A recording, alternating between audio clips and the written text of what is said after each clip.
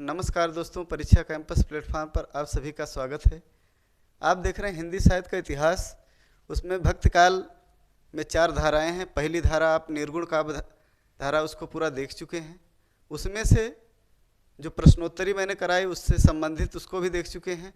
उसी की श्रृंखला में ये भक्त काल का प्रेमाश्रयी काव्य धारा जो आपके लिए बहुत ही उपयोगी है। अब प्रेमाश्रयी काव्य धारा का प्रारंभ कैसे हुआ, कहाँ से आया, किस समय में आया, यहाँ से भी प्रश्न पूछे जाते हैं। यूजीसी नेट में कथन कारण में पूछे जाते हैं कि भाई इसमें इसकी क्या विशेषताएं हैं, क्या नहीं, इसमें कौन सी शाखा से आई, सरा की बेसरा किस शाखा से आई। तो ये सब पूछा जाता है। इस्लाम में जब कट्टरतावाद बहुत ज़्यादा था तो उसकी प्रतिक्रिया स्वरूप यह जो है सूफी काव्यधारा प्रकट हुई। अर्थात उस समय बेसरा शाखा जो बहु कट्टरपन का प्रतीक मानी जाती थी, उसी के प्रतिक्रिया स्वरूप सरा शाखा जो है, जो कि उदारवादी शाखा के रूप में प्रकट होती है, उसी से सूफी दर्शन का जो है प्रादुर्भाव होता है। देखते हैं आज के तथ्य को। देखिए, प्रेमाश्रयी काव्यधारा, प्रेमाश्रयी काव्यधारा में और संत काव्यधारा में इसमें भी ईश्वर को उपासना करते, उसमें भी कहने का मतलब ये है कि यहाँ स्त्री रूप को जो है परमात्मा के रूप में मानते हैं प्रेमाश्रयी काव्यधारा में। लेकिन संत काव्यधारा में क्या है, कबीर जो है खुद को बहुरिया कहते हैं, अर्थात पुरुष रूप में ईश्वर यानी परमात्मा को मानते हैं। तो यह देखते हैं कि भाई इसमें कौन कौन से महत्वपूर्ण तथ्य हैं जो आपके परीक्षा के लिए बहुत ही उपयोगी हैं। पहला है, सूफी मत का प्रचार प्रसार भारत में 12वीं शताब्दी के आसपास हुआ। जो सूफी मत का प्रचार प्रसार भारत में जो है 12वीं शताब्दी के आसपास हुआ। और दूसरा पॉइंट है, इसका विकास इस्लाम धर्म में पनपने वाली कट्टरता की प्रतिक्रिया के रूप में होगा। अर्थात इसका जो विकास कैसे हुआ, इस्लाम धर्म में जो पनपने वाली कट्टरता है उसकी प्रतिक्रिया स्वरूप में हुआ है। जैसे कोई धर्म अधिक कट्टर जब हो जाता है तो उसके लोग अन्यायी कम हो जाते हैं, तो उसी की प्रतिक्रिया स्वरूप हुआ। सूफी इस्लाम धर्म की उदारवादी धारा की प्रतिनिधि बेसरा शाखा से संबंधित है, जबकि जो कट्टरपंथी धारा है वो सरा शाखा है से संबंधित है। आगे देखते हैं, हिंदी प्रेमाख्यान काव्य का जो तवस्सुफ दर्शन से प्रभावित है। किससे है? तसव्वुफ, तवस्सुफ नहीं, तसव्वुफ दर्शन से प्रभावित है। इसका मूल स्थान क्या कहाँ से है? फारस अर्थात ईरान से माना जाता है। इसका जो प्रादुर्भाव कहाँ से हुआ, मूल स्थान क्या है? फारस या ईरान है। ये कभी कभी पूछ लेता है कि भाई इसका मूल स्थान कहाँ है, फारस या ईरान है। और किस दर्शन से? तसव्वुफ दर्शन से प्रभावित है। और उसके बाद जो सूफी होते हैं, सूफी साधना में 7 सोपान होते हैं। कितने सोपान होते हैं? 7 सोपान होते हैं। उसी तरीके से भाई आप संत काव्यधारा में देखेंगे, उसमें भी भक्ति के कई सोपान होते हैं। अब जो सगुण भक्ति में कहा गया है भाई कि 10 सोपान होते हैं, उसी तरीके से इसमें भी 7 सोपान होते हैं।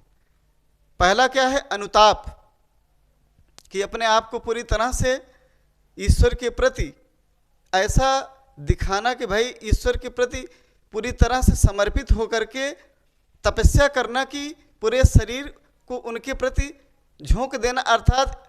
और दूसरा है आत्मसंयम, आत्मसंयम का प्रयोग करना। ये भी तो हिंदू धर्म में ये भी बताया गया भाई, आत्मसंयम यानी अपने इंद्रियों को अपने बस में करना। और उसके बाद वैराग्य है तीसरा। चौथा है दारिद्र्य, यानी दरिद्रता न रहे। यानी आप धन से दरिद्रता का तात्पर्य नहीं है, यहाँ जो है कि अपने आत्मभाव प्रेम से जो दारिद्रता उसमें ना दिखाई जाए। और अगला है धैर्य, फिर विश्वास है, अर्थात परमात्मा पर आप विश्वास करिए। और सबसे बड़ा इसमें जो तत्व है प्रेम है। ये 7वां जो तत्व है प्रेम है। प्रेम ही सबसे बड़ा तत्व इसमें है कि प्रेमाख्यानक काव्य में। और सबसे महत्वपूर्ण जहाँ से प्रश्न पूछे जाते हैं, सूफी साधना में 4 हाल की अवस्थाएं होती हैं। मतलब सूफी साधना में हाल की 4 अवस्थाएं होती हैं, कि मतलब उनकी स्थिति क्या होती है। ये 4 अवस्थाएं होती हैं। उन चारों अवस्थाओं के विषय में हम आगे बता रहे हैं। वो कौन कौन सी हैं? पहला है सूफी मुकाम, दूसरा है भारतीय भक्ति मार्ग। अब कहने का मतलब है कि यह जो है सूफी चारों मुकाम क्या हाल होते हैं उन्हीं को बताया गया है। पहला क्या है? शरीयत। शरीयत का मतलब होता है कर्मकांड। अब यहाँ भारतीय भक्ति मार्ग में इसको कर्मकांड कहा जाता है। कर्मकांड, उसमें भी शरीयत क्या कि ईश्वर के प्रति जो आत्मनिवेदन करते हैं, यानी शरीयत को उसको बोलते हैं कि भाई ईश्वर के प्रति आत्मनिवेदन करना और ईश्वर के प्रति जो है पूरी तरह से अपने आप को समर्पित करना। एक प्रकार की पूजा पद्धति के द्वारा मन में जो भाव उत्पन्न होता है वह जो है आपका क्या है? शरीयत, यानी जो कर्मकांड, उसी के द्वारा जब कर्मकांड करेंगे ईश्वर के प्रति तब आपका जो भाव जो है क्या होगा? उसमें लगेगा, प्रेम ईश्वर के प्रति होगा, तब जाकर के मन लगाने के लिए शरीयत का काम किया जाता है, जिसको कर्मकांड बोला जाता है भारतीय दर्शन में। और इसमें हाल की कौन सी अवस्था है? देखिए, इसी को नासूत बोला जाता है, इसी को नासूत बोला जाता है। और फिर तरीकत होता है। अब तरीकत है उपासना। इसमें इसका सीरियल नेट में पूछता है कि इस क्रम से पूछता है ये चारों अवस्थाएं कौन कौन से सूफी मुकाम को कैसे प्राप्त किया जा सकता है। अब दूसरा है तरीकत। तरीकत का मतलब होता है उपासना। अब इसमें हाल, कौन सी हाल की दशा क्या होती है उस साधक की जो ईश्वर के प्रति समर्पित होकर के साधना करता है, उसको बोलते हैं मलकूत। अब उसको क्या बोलेंगे? मलकूत। जैसे शरीयत कर्मकांड, यानी यहां नासूत होगा, और उसके बाद तरीकत, यहां क्या होगा? मलकूत। देखिए, शरीयत फिर कर्मकांड, इसका हिंदी अर्थ भारतीय पद्धति में, भारतीय भक्ति पद्धति में क्या कहा गया? शरीयत को कर्मकांड। इसी को जो है हाल, उस साधक की कौन सा हाल होता है? नासूत हो जाता है ईश्वर के प्रति, यानी परमात्मा के प्रति। और दूसरा है तरीकत, जो उपासना करता है, उसी को हाल की अवस्था में क्या बोला जाता है? मलकूत बोला जाता है। ये भी क्रम से पूछता है कि शरीयत, तरीकत, मारिफत और हकीकत, ये सीरियल पूछता है। और इसी तरीके से ये भी पूछता है नासूत, मलकूत, जबरूत, लाहूत। ये जो है ये अवस्थाएं पूछता है आपको क्रम में लगाने के लिए। और उसके बाद फिर कौन सी अवस्था आती है? सूफी मुकाम की मारिफत होता है। मारिफत का जब इतनी वो प्रक्रिया करता है तब उसे सत्यबोध होता है। सत्यबोध मतलब वो जानकारी उसके होती है कि भाई हम ईश्वर से हमारा परिचय है कि नहीं है। तब वह साधक जो है ईश्वर से पूरी तरह से जब लग जाता है, ईश्वर की यानी उपासना करता है, उपासना करने के बाद तब उसे मारिफत का मतलब होता है सत्यबोध। सत्यबोध को क्या बोला जाता है? जबरूत बोला जाता है। क्या बोला जाएगा? जबरूत। और उसके बाद तब उसे ज्ञान हो जाता है सत्य का कि भाई हम ईश्वर को कैसे प्राप्त करें। ईश्वर से साक्षात्कार होने, उस समय भी साक्षात्कार नहीं होता, अर्थात होने की प्रक्रिया में एकदम लास्ट स्टेज में वो पहुंच जाता है, उसी को बोला जाता है जबरूत सूफी में। और उसके बाद हकीकत। हकीकत को जो सूफी मुकाम है, जो अंतिम अवस्था होती है, हकीकत को ही सिद्धावस्था, यानी वो सिद्ध अवस्था में पहुंचता है, तब उसी को लाहूत बोला जाता है। क्या बोला जाता है? लाहूत। देखते हैं अगला तत्व। यही हाल की चारों अवस्थाएं हैं, नासूत, मलकूत, जबरूत, लाहूत। ये चार अवस्थाएं, ये चारों अवस्थाएं कई बार यूजीसी नेट में पूछा गया है कि भाई जो सूफी में हाल की दशा क्या होती है, हाल का मुकाम क्या होता, मतलब वो सूफी का मुकाम क्या होता है, यही यहाँ से प्रश्न आता है। और उसके बाद सूफी साधना में साधक इश्क मजाजी से इश्क हकीकी को प्राप्त करता है।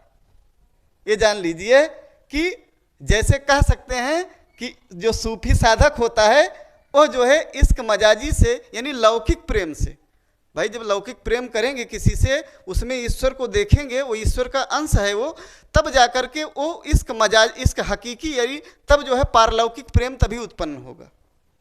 जब आप इश्क मजाजी से इश्क हकीकी को नहीं समझ पाएंगे, उसी तरीके से यहाँ भी है। पहले क्या होता है कि जो मतलब हिंदू धर्म में क्या है कि पहले मूर्ति की उपासना करते हैं। मूर्ति की उपासना से यानी वो जो है लौकिक प्रेम, अर्थात वो जो है उनसे लौकिक प्रेम करने के बाद तब जाकर के पारलौकिक यानी ईश्वर का साक्षात्कार करते हैं। तो वही होता है इश्क मजाजी से इश्क हकीकी, तब जाकर के वो ईश्वर को प्राप्त करते हैं। यानी इसका मतलब हुआ इश्क मजाजी का मतलब होता है लौकिक प्रेम, और इश्क हकीकी का मतलब होता है पारलौकिक, यानी तब ईश्वर से साक्षात्कार हो जाता है उस भक्त का। और सूफी साधना में परमात्मा को स्त्री रूप में और आत्मा को पुरुष रूप में माना जाता है। तभी तो जायसी ने भाई जो वहाँ की वो पद्मावती थी उसकी जो है उनका परमात्मा रूप में उन्होंने माना था, और जो राजा रत्नसेन थे उसी के पीछे, क्योंकि वो जो है जो नागमती थी उसको दुनिया धंधा बता रहे थे। नागमती यह दुनिया धंधा अर्थात वो सांसारिक का जीव की प्रतीक थी, और जो पद्मावती थी परमात्मा तत्व की प्रतीक थी। तो यही जो है उन्होंने क्या है कि सूफी साधना में परमात्मा को स्त्री रूप और आत्मा को पुरुष रूप में माना जाता है। लेकिन संत काव्यधारा में क्या है कि पुरुष को परमात्मा के रूप में, स्त्री को आत्मा के रूप में माना जाता है। कबीर ने कहा है दुल्हन गावों मंगल चार, हमारे घर अहीं राजा राम भरतार, तन रत करिए मन रत करिए, पंच तत्व बराती, राम संग मोहि भावर घूमे मैं जो बन मैं माती। अर्थात अपने आप को बहुरिया कहते हैं स्त्री के रूप में, अपने आप में जीव को मानते हैं, परमात्मा के रूप में पुरुष को मानते हैं। दूल्हा कौन है? परमात्मा अर्थात ईश्वर हैं। लेकिन इसमें क्या है उसका उल्टा है। और सूफी में क्या है, सूफी काव्य मसनवी शैली में लिखा गया है, इसकी प्रमुख विशेषताएं हैं। सूफी काव्य जो है किस शैली में? मसनवी शैली में लिखा गया है। अब मसनवी शैली में होता क्या है उसकी विशेषता को देखिए। इसमें कृत के आरंभ में कोई रचना जब आरंभ होती है, चाहे पद्मावत हो चाहे जो भी रचना आरंभ होती है, उसमें क्या होता है, कवि जो है कवि सर्वप्रथम अल्लाह की वंदना करता है, मतलब अपने ईश्वर के परमात्मा की वंदना करता है। फिर हजरत मोहम्मद साहब यानी फिर हजरत मोहम्मद साहब की वंदना करता है। फिर उसके बाद उनके 4 मित्रों की वंदना करता है। फिर जानते हैं फिर क्या है कि शाहे वक्त, यहाँ है शाहे वक्त। शाहे वक्त मतलब उस समय जो शाहजहां रहता है, उस समय जो राजा रहता है, उसकी वंदना की जाती है। इसमें मसनवी शैली उसी को होता है कि जैसे पहले क्या सर्वप्रथम कवि क्या करे, अल्लाह की वंदना करेगा, फिर हजरत मोहम्मद साहब की वंदना, फिर उनके 4 मित्रों जो खलीफा हैं उनके, और उसके बाद फिर शाहे वक्त की वंदना करेगा, फिर अपने पीर और औलिया अर्थात गुरु की वंदना करता है। यह जो है यही है मसनवी शैली। मसनवी शैली में इन चारों बात को इसमें पूछता है नेट में कथन कारण में कि मसनवी शैली में कौन कौन नहीं आता, कौन आता है, कथन कारण में पूछ सकता है। पहला क्या है, अल्लाह की वंदना करना, फिर उसके बाद मोहम्मद साहब, फिर उनके 4 मित्रों, फिर शाहे वक्त अर्थात जो उस समय बादशाह रहता है उसकी वंदना करता है, अपने फिर पीर या गुरु औलिया की जो उनकी वंदना करता है। फिर कथा का विभाजन सबसे बड़ी बात है, कथा का विभाजन यहाँ सर्गों में न होकर घटनाओं पर आधारित होता है। सबसे बड़ी विशेषता यह है मसनवी शैली की। सूफी में जो मसनवी शैली है सबसे बड़ी विशेषता है कि वह जो यहाँ पर देखेंगे संत काव्यधारा और उसमें चाहे कृष्ण काव्य चाहे आप राम काव्य में देखेंगे तो लोग सर्गों में उसका जो है कथा का विभाजन होता है। लेकिन यहाँ कथा का विभाजन सर्गों पर नहीं, घटनाओं पर विभाजित होता है। जैसे पहली घटना कौन सी है, फिर दूसरी घटना, जैसे पद्मावत सर्ग हो गया, फिर नागमती वियोग वर्णन हो गया, ये घटना पर आधारित पूरे हैं। अब उसमें भी क्या है कि 7 अरदालियों के बाद एक दोहा भी रखा जाता है। इसमें ये भी बता दे रहे हैं कि जैसे क्या है कि उसमें 7-8 अरदाली रहेगी, उसके बाद एक दोहा रहे, मतलब 8 चौपाई के बाद एक दोहा का प्रयोग किया गया है। तो इसी तरीके से जो है ये मसनवी शैली हुई। और आगे देखते हैं सूफी शब्द की उत्पत्ति के विषय में ये भी प्रश्न पूछता है। सूफी शब्द की उत्पत्ति सोफी शब्द यानी से हुई, जो अरबी भाषा का शब्द है, जो यूनान के सोफिया शब्द से निकला है, जो यूनान के सोफिया शब्द से निकला है। लेकिन अलग अलग विद्वानों का अलग अलग मत है, देखते हैं इसमें क्या है। पहला है मुसलमानों की जो पवित्र, पहला मत क्या है, मुसलमानों का जो पवित्र तीर्थ स्थान मदीना है, मदीना के मस्जिद के सामने वाले चबूतरे का नाम सुफ़ा सुफ़ा चबूतरा है। इस प्रकार वो जो है वो पवित्र स्थान माना जाता है। मदीने के सामने जो चबूतरा होता है उस पर जो लोग बैठते हैं उसको सुफ़ा चबूतरा बोलते हैं। इस चबूतरे पर बैठने वाले फ़कीरों को सूफ़ी कहा जाता है। कुछ लोग यहाँ से मानते हैं कि इस शब्द से यहाँ से शुरुआत हुई। और उसके बाद दूसरा क्या है, दूसरा मत यह है, कुछ विद्वान इसका संबंध सोफिया शब्द से जोड़ते हैं जिसका अर्थ है ज्ञान। कुछ विद्वान मानते हैं कि भाई यह जो है कि सोफिया शब्द से जोड़ते हैं जिसका अर्थ हुआ ज्ञान। तीसरा क्या है, एक अन्य मत से यह शब्द सफा शब्द से विकसित है। सफा, इसमें इसी को ध्यान देना है कि इसमें क्या सोफिया ध्यान देना है, इसमें आपको सुफ़ा ध्यान देना है। और इसके बाद जिसका अर्थ सफा, जिसका विकसित अर्थ है शुद्ध या पवित्र। उसके बाद जो चौथा मत है सर्वाधिक मान्य मत, जो सबसे ज़्यादा प्रमाणिक मत माना जाता है। सर्वाधिक मान्य मत है सूफी शब्द का संबंध सूफ से है, सूफ से जिसका अर्थ है ऊन। यानी सूफी लोग सफ़ेद ऊन के से बने हुए चोंगे पहनते थे और आचरण भी पवित्र एवं शुद्ध रखते थे। सूफी मत का आदि स्रोत हमें सामी जातियों की प्रवृत्ति से मिलता है, ये भी इसमें है। कहने का मतलब यह है, ये जो चौथा मत है सबसे सर्वमान्य मत है। ये जो सूफ शब्द है, सूफ का जिसका अर्थ होता है कि पवित्र, और अर्थात इसके क्या अर्थ है कि सूफी जो लोग ऊन से पहने मतलब बने हुए चोंगे को पहनते थे और अपना आचरण शुद्ध एवं पवित्र रखते थे। एक जगह और भी मिलता है कि सूफी मत का आदि स्रोत हमें कहाँ मिलता है, जो सामी जनजातियाँ पाई जाती थी आदिम प्रवृत्ति में मिलती, वही जो है वहीं से सूफी की उत्पत्ति हुई। आगे देखते हैं, सूफी धर्म का प्रचार प्रसार भारत में। देखिए सूफी धर्म का प्रचार प्रसार भारत में कब होता है। इसमें क्या है, सूफी भारत में सूफी मत का आगमन 9वीं-10वीं शताब्दी में ही हो गया था, किंतु इसके प्रचार प्रसार का श्रेय ख्वाजा मोइनुद्दीन चिश्ती को जाता है। देखिए भारत में 9वीं और 10वीं में भी इसका आगमन हो चुका था, लेकिन इसका मुख्य श्रेय किसको जाता है, ख्वाजा मोइनुद्दीन चिश्ती को जाता है। आईने अकबरी में सूफिया के यानी जो सूफी है 14 संप्रदायों का उल्लेख किया गया है, जिनमें 5 प्रमुख हैं। पांचों आपको पढ़ाना नहीं, वहां से प्रश्न नहीं आते हैं। पहला है कादरी संप्रदाय, दूसरा है चिश्ती संप्रदाय, तीसरा है सुहरावार्दी संप्रदाय, फिर उसके बाद नक्शबंदी संप्रदाय, सत्तारी संप्रदाय। ये 5 संप्रदाय मुख्य हैं। और उसके बाद चिश्ती संप्रदाय के विषय में ही आपको थोड़ा सा जानना है। चिश्ती संप्रदाय, यह संप्रदाय सर्वाधिक प्रसिद्ध है, जिसकी 7वीं पीढ़ी में ख्वाजा मोइनुद्दीन चिश्ती हुए थे। ख्वाजा मोइनुद्दीन चिश्ती हुए थे जिन्होंने भारत में सूफी मत का प्रचार प्रसार किया था। वहीं से भारत में सूफी मत का प्रचार प्रसार जोरों से होने लगा था। और उसके बाद सूफी मत की मान्यताएं। सूफी मत में क्या होता था, सूफी मत में ईश्वर को निराकार मानकर उसके सौंदर्य पर मुग्ध होते थे। सूफी मत में क्या होता था, ईश्वर को निराकार मानते हैं। जैसे भाई हिंदू धर्म में क्या है कि यानी वैष्णव धर्म में क्या है कि उसमें ईश्वर को सगुण रूप में उपासना करते थे। जैसे संत काव्यधारा में क्या है कि निराकार ब्रह्म की कबीर उपासना करते थे। मैंने कई बार कहा कि दशरथ सुत्यु लोक बखाना, राम नाम का मर्म है आना। उसी तरीके से कहते दशरथ के पुत्र मैं राम को नहीं जानता हूँ, मैं तो उस निराकार ब्रह्म को जानता हूँ जिसका कोई आकार नहीं।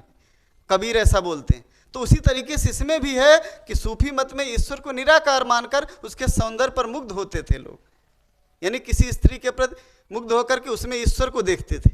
और दूसरा है क्या है, तो सूफी लोग के मतलब कुछ विद्वानों के अनुसार क्या है कि मानव संसार सर्वश्रेष्ठ प्राणी है और वो जो है जड़ अंश है उसका। और यहाँ पर क्या है, नफ्स। ये नफ्स शब्द है, नफ्स और आध्यात्मिक अंश क्या है, नफ्स जो है, नफ्स का मतलब नाड़ी एक प्रकार से, वो आध्यात्मिक अंश उसकी रूह है। नफ्स का मारना मानव का कर्तव्य है, तभी रूह को ईश्वर का दर्शन होता है। अर्थात जो आत्मा को तभी उसका दर्शन, नफ्स मतलब जो सांसारिक भव बाधाएं हैं उसको आप मार दीजिए, तब जाकर के आपको रूह यानी आपकी आत्मा को ईश्वर का दर्शन होगा, नहीं तो नहीं होगा। ये जो है मान्यताएं। आगे देखते हैं। उसके बाद सूफी में मोहम्मद सर्वश्रेष्ठ पूर्ण मानव माने जाते थे। सूफी में ये कहा जाता था मोहम्मद साहब जो सर्वश्रेष्ठ मानव माने जाते थे, और उन्होंने क्या किया, ईश्वरीय साक्षात्कार किया था, और पीर और गुरु की सहायता से। यही नहीं, उसमें गुरु को भी महत्व दिया, जैसे कबीर ने गुरु को बहुत अधिक महत्व दिया, भाई बिना गुरु के ज्ञान नहीं मिलता। उसी तरीके से इसमें भी क्या है कि जो मोहम्मद साहब थे उनको सर्वश्रेष्ठ मानव घोषित किया गया उन्होंने।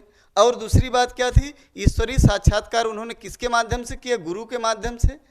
और इससे मनुष्य का जो है फना से, यानी फना जो है मानवीय गुणों का नाश करता है, और उसी फना के द्वारा तब जो है बका ईश्वरीय गुणों को प्राप्त कर देता है। जैसे कहते हैं नहीं, फना से बका हो जाना। जो मानवीय गुणों अर्थात जो भी अपने आप को मार दे, यानी जो सांसारिक भव बाधा से जितने भी समस्या उसको मार करके जो है ईश्वरीय गुणों को प्राप्त तभी कर देता है जब वो फना से बका होता है।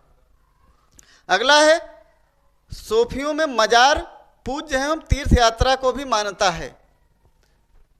सूफियों में क्या है कि मजार को पूरी तरह से पूज्य माना जाता है, तीर्थ यात्रा को भी मान्यता है। और उसके बाद अगला है, सूफी मत इस्लाम से संबंधित है, किंतु इसमें इस्लामिक कट्टरता विद्यमान नहीं है। भले इस्लाम से संबंधित है लेकिन इस्लामिक कट्टरता इसमें नहीं है। और इस मत के अनुयायी उदार, विशाल हृदय, सहिष्णु एवं संवेदनशील होते हैं। ये है, देखिए, यह सूफी मत का मैं सिर्फ आपको परिचय बता रहा था। यहाँ से भी कई प्रश्न आते हैं, भाई कहाँ से विकसित हुआ, कैसे उत्पत्ति हुई, किस शब्द से उत्पत्ति हुई। इनके विषय में हमने आपको सूफी दर्शन के विषय में थोड़ा सा बताया। अब उसके बाद कौन कौन से सूफी, सबसे पहला कौन सा कवि है, कौन से उसके आलोचक ने किसको क्या कहा है, और उसके बाद कौन कौन से कवि आते हैं उसमें मुख्य रूप से, उसको हम बताएंगे आगे। तो ये जो है आज इतना ही था। अर्थात इसमें भी बहुत ही महत्वपूर्ण कुछ तथ्यों को रखा गया जो आपके परीक्षा के लिए बहुत ही उपयोगी हो, चाहे वो नेट की तैयारी कर रहे हो, चाहे जेआरएफ की तैयारी, चाहे जिसकी तैयारी कर रहे हो, हिंदी से संबंधित टीजीटी, पीजीटी, नेट, जेआरएफ, सबके लिए बहुत ही उपयोगी ये क्लास है। इसको देखिए और नोट करिए। अगर आपको इसको पीडीएफ इसका प्राप्त करना हो तो हमारे टेलीग्राम चैनल को जरूर ज्वाइन करिए, और परीक्षा और लगातार आपको लेक्चर इसका भाई आपके पास नोटिफिकेशन जाता रहे, तो ये जो है आप इसके बेल आइकन को, यानी जो परीक्षा कैंपस के चैनल को सब्सक्राइब करिए, इसकी बेल आइकन को जरूर दबाइए, तब जाकर के आपके पास जाएगा नोटिस। उसके बाद आपको तुरंत ही ये सूचना मिलेगी कि हाँ नया वीडियो आया है, और उसको देख करके आप लाभान्वित होइए और जो है परीक्षा के प्रति सतर्क होकर और बढ़िया से तैयारी कीजिए। मिलते हैं अगले वीडियो में, तब तक के लिए धन्यवाद।